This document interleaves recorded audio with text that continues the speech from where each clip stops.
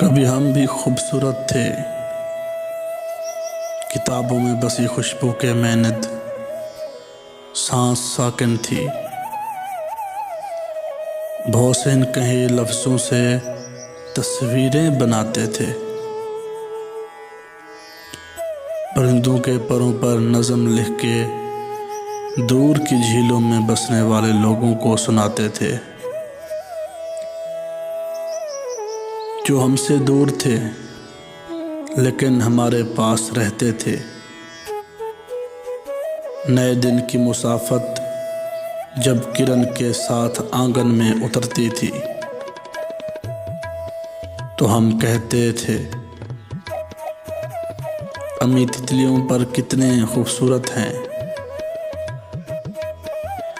अम्मी तितलियों के पर कितने खूबसूरत हैं। हमें माथे पे बोसा दो कि हमको तितलियों के जुगनुओं के देश जाना है। हमें रंगों के जुगनू रोशनी की तितलियां आवाज़ देती हैं।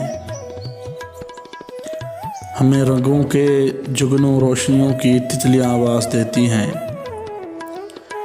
नए दिन की मुसाफत रंग में डूबी हुई है,